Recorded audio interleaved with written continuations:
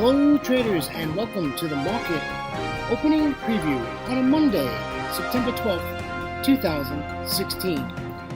Traders, great to be with you. Coming to you from Thailand, currently 7:25 a.m. Bangkok, Thailand time, 20:25 on Wall Street, Sunday night, as we are now in the heart of the Asia session. Traders, this is brought to you through FXCL Excellence in Trading. Again, great to be with you. Starting a new week. Looks like we're starting to move in the markets. The markets are starting to show some personality. All right, traders, like I said, we have a big week ahead, big day today. It's going to be filled as we get closer to the Fed. Are they going to raise rates or are they not? And we'll get into that in just a moment. Charts are very interesting. A lot of price action, and we've been waiting for this, so let's get excited about trading. All right, traders, let me introduce myself to you. For those who do not know me, my name is William Gilday, and I am your moderator for the Market Opening Preview Series every single trading day before the London Open. Traders, I started trading in the year of 2006, and in 2008, I retired from a wonderful 27-year career as a firefighter paramedic out of the great state of Florida. Traders, 9 days later, came to Thailand for a 3-month holiday. Traders, I'm in my 9th year, and I'm still here in Thailand. Absolutely love living in Asia. Love the time zone. It's really great. Trade Asia in the morning, London in the afternoon, couple-hour break in the evening, and then into New York for about 2.5 hours, 2 hours. And I trade a different instrument in New York as I trade options in the New York market. So very exciting. My trading day is full. I start early in the morning. I end about 10:30 at night, 10 o'clock. I know I don't sit in front of my computers all that time. Even though I have to say, I do spend a lot of time in front of my computers, but I'm not glued to them. I can leave if I want, right? Thanks to modern technology.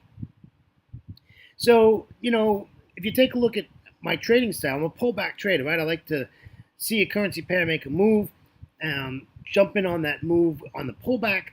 We'll get in the trade at a decent price, and that's how we do it. We just take little shots, right? Trade a lot, but trade small, and that's how I think. That's how it should be, and that's what I do. And so how do I do that? Well, one is I listen to fundamentals. I have a news feed that I pay for, and it's a very intense news feed. It's vocal. They send me summaries in my email. Mid-session, session open, session close. So that happens, right? So that's 9 emails a day just in that, and anything else that I have marked for alerts from them, because I need to know what's going on. I need to know if there is something tragic that happened in the world, if a country announced something, right? Because remember, we're trading Forex, so we're trading country against country. And if something's gone on in a country that affects a different country, i.e. China has something, well, it's going to affect the Aussie, right? So you have to keep this all in your mind as you trade through the day. So fundamentals are very hard. And not hard as far as understanding them. They're a challenge to understand, I got to be honest with you. But they're hard as far as your trading goes. They do affect your trading. And that's why algorithms don't work, right? You can set your computers up all you want to kick off trades, but they don't have the human impact on a trade. The algorithm doesn't know that, President Obama came out and said something, or Angela Merkel came out in Germany and said something that was crazy and moved the markets. The algorithm doesn't know that. So you have to be careful, but it's just better just to have it and know it, right? And you don't have to pay for newsfeed, folks. There's plenty of newsfeeds that are free out there, and they're not delayed anymore. So you can get news if you want it, right? Then I take my technicals. I love looking at charts, price action, price structure, price value, most importantly, price levels. And then I look at candlesticks. Candlesticks are so important. Candlesticks are not that hard. There's only 7 patterns you need to look at, right? They're either decision candles or indecision candles. That's it. They are at support or they're at resistance. What are you going to do, right? You're going to stay with the trend or you're not going to stay with the trend? You put these two together, fundamentals, technicals, and you come up with a trade plan. Once your trade plan is in place, you activate your trade plan. That's it. It's not that difficult. And as you do this every day, you get a lot faster. I mean, a lot faster. When I first started doing this, it took me like a half hour, 20 minutes per currency pair to do all this. Now it takes me like 3 minutes, 5 minutes at the most if I got to go digging in some research, right? So it works. It just works. I use the Fibonacci tool a lot. Fibonacci takes a lot of stress off me because I know levels and I look at price levels plus the Fibonacci. Hopefully we get a confluence and we can take that trade. So that's just a little bit about me and how I trade. Let's get over to the legal stuff. As we're going to take a look at the risk disclaimer for Forex. Forex trading has a large potential rewards, but also a large potential of risk. You must be aware of the risks and be willing to accept them in order to invest in the Forex or any other financial market. Traders, please do not trade with money you cannot afford to lose. Traders, remember, this is a game of capital preservation. Live to trade tomorrow. Traders, always remember that past performance of any trading system or methodology is not necessarily indicative of future results. All right, let's get over to news and commentary. We're doing this a little backwards today. We got the calendar up in front. Singapore is on a holiday today. Japan had some numbers coming out. Nothing, not even medium impact, all low impact stuff. And we don't have anything in Asia today. Absolutely nothing in Asia. We have a lot of medium impact going into the London session, but it really nothing that's going to do anything. We don't have any high impact news data coming out at all on this Monday. So very quiet day today as far as data goes. Let's take a look at how the markets closed. And the stock market in the U.S. really took a hit on Monday. The Dow 30 closed negative 2.13%. The S&P 500 closed negative 2.45%. And the NASDAQ closed negative 2.54%. The small cap 2000 closed negative 3.14%. All the markets in the U.S. closed above negative, but was above 2% on losses on Friday. Yeah, quite a bang, right? Not very nice. I wasn't happy on Saturday morning in Thailand, which was Friday night, on Wall Street when I opened my computer to see my trades, and I took some hits. Well, we're still in them because they were option trades, and my option trades go anywhere from 30 to 90 days out. Hopefully I can recover some of that loss.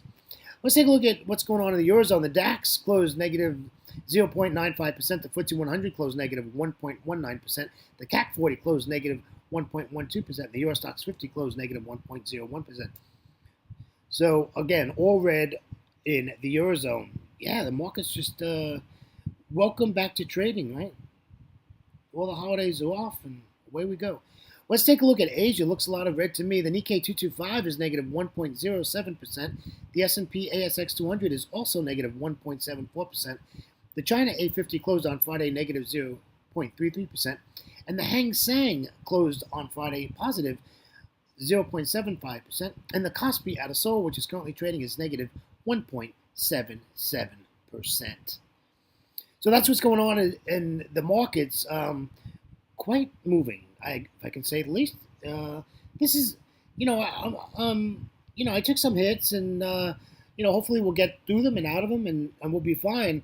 But yeah, the markets are doing what we've been waiting to do, right? And that's show some movement, show some direction, and they did that. The nice thing is that they also showed us some nice pullbacks to stay with the trend. So we're going to keep up with that. And now let's get moving to some commentary. Wow. Okay, so the markets closed negative. Oil remains above $47. Gold is above 13.3. And, the markets are fragile, if I can say that. It's like walking on eggshells. And it's not only the U.S. markets. We looked at the Euro markets, and they're all in the red. Asia's in the red. And the U.S., is really in the red on Friday. So the markets are reacting. And, the big talk is, what is the FOMC going to do? What's the Fed going to do? Well, they went from a 18% chance of raising hikes in September to 24%. And I think it's all a bunch of hogwash. I think they should raise rates in September. I don't think they want to wait till the last minute and do it in December. Remember, we'll know who the next president is by the time that comes around. So that's going to be pretty interesting. That's going to weigh a lot on our trading. So we'll just have to keep an eye on that. So there's a lot of stuff going on in the markets. There's a lot of volatility, a lot of news that keeps coming out, and I think the Fed is probably top on it. Mario Draghi did nothing last week with the euro and their interest rates and their quantitative easing. He didn't say anything, and he didn't do anything. Markets didn't like that, folks. Markets did not like that, and you'll see that in the charts. So that's what's going on as far as commentary goes. It's going to be an exciting week. I'm really excited. I was, I normally get up at 5:30 in the morning. I was up at 5 this morning, reading and looking and seeing what's going on. And it's really, really nice. I actually took Friday night off, to be honest with you. I did not trade New York on Friday. I actually took it off and went out and listened to some live music. It was kind of nice, got to be honest with you. It's quite a nice evening Friday. All right, let's get to the charts. No more wasting time. This is the euro dollar, as usual, we start with. This is in a great spot, folks. Sold off, right? There it goes. Right, the dollar's strong. The markets are weak. The dollar gets strong. Here we are. Comes all the way down. Pulls back to this confluence area with the daily pivot, the 200 exponential moving average, and the 55 EMA at 1241. Just looking for a bearish candlestick formation, folks. I'd like to see that 10 EMA on top of price, and we'll sell this. So I'm just waiting. And this doesn't necessarily have to be a London trade. We can take this in Asia. So I'm waiting, and I'm hoping to get that formation. Like I said, I want to see that 10 EMA above price to help push this down a little bit. This is only a 40 pip trade. This is a small trade, but it's Monday. It's Monday after a horrible Friday, right? So we'll see how it goes. And is the dollar going to continue to stay strong? Let's take a look at the pound. This chart is very interesting. If you take a look at this pound, this chart is doing the L, right? L for lower. Look at how this chart works. The chart, if you look left of the chart, you see the down move on that one swing. Forms an L, comes back up to the 200 exponential moving average, pulls back down to support, pulls back up again to the 200 exponential moving average, and then on Friday just bombs all the way back down to support, goes sideways, and here we are at resistance now with the daily pivot point, and we're looking for a move here. Well, a couple of things. One is that the EMAs have nice angle and separation pointing to the downside, so there is some movement here, but we need this to pull back. I really don't want to sell here. This is not a bad place to put a trend line on current price action, though, I got to be honest, and see if you can get a break of that. But I'd like to see this come back up to 1.3329, and we'll get out at 1.3245, and we'll take that from there. So I think there's some chance here, and we'll just see how it goes. This just might continue to play, and I'd like to see it come back up to that 200 exponential moving average one more time, and then just dump like a rock, right? Three's a charm, right? We got two, we need one more, and then it's gonna sink. All right, let's take a look at the Aussie. Aussie, what a move we had on Friday. This thing just dumped with dollar strength. Bad data, bad markets, dollar strength. Aussie just took advantage of that and just sold off. Great trade. This was a great trade. Good trade plan we had. Didn't give us the pullback, but gave you the EMA 10 cross, and you just wanted to ride that down. Retested the 200 one time for you. Gave you a second shot to get in this and just take it down. Even if you waited till it got to that 61.8% level, right? Gave you 3 blue candles. That's an hour and a half. Boom, gave you a nice red candle right off the 10, and that was it. Next candle's an entry candle. Red, down you go. And it came all the way down. So this is a great trade. We just needed to pull back to that 0.7591. We'll get out at 75.36, a nice 55 pip trade. And we're just looking for the pullback, right? Looking for the pullback.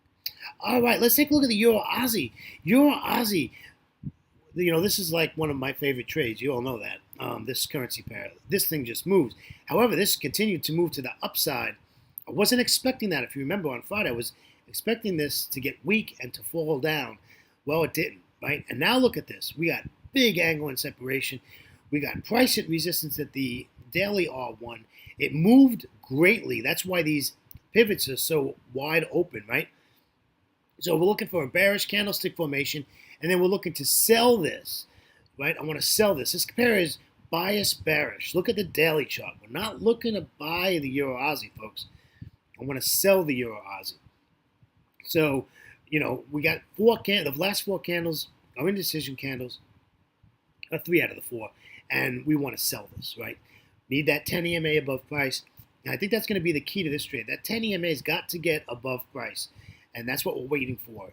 A bearish formation, the 10 EMA above price. So this is a London trade. This is not going to happen in Asia, not with absolutely no data coming out. Let's take a look at the Euro Yen. Euro Yen, ugly chart, to be honest with you.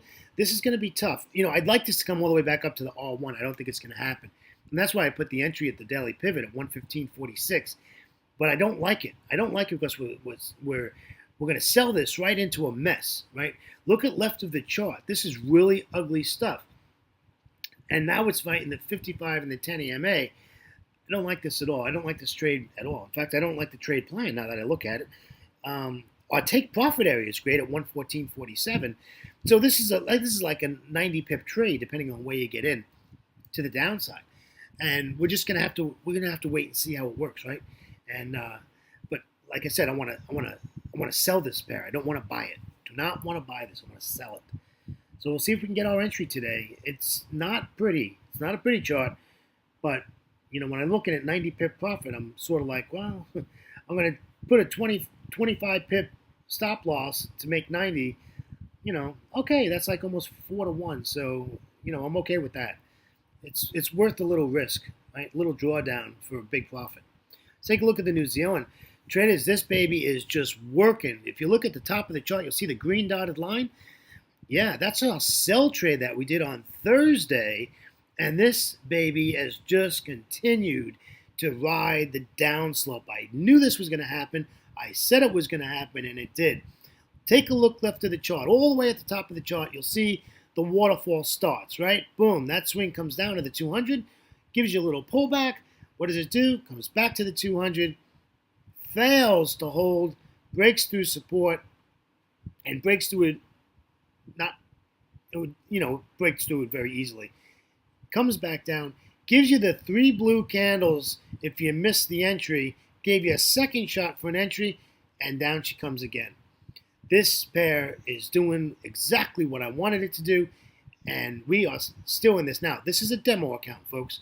Remember, I'm trading a demo account when I show you these charts. Remember, this is not a trade alert. I'm not giving you trade alerts. This is education, right? This is educational purposes only. But this is exactly what we said we wanted it to do, and it did it. All right, traders, I am almost 4 minutes over today, 3 minutes over, and on behalf of myself, William Gilday, and our great friends at FXCL Excellence in Trading, I want to thank you for joining me. September 12th on a Monday, 2016. Traders, please come visit our website at fxclearing.com for your trading solutions.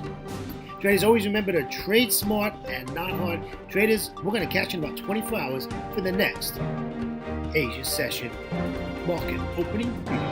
Traders, have a great trading day, and we'll catch you later. Take care now. Bye-bye.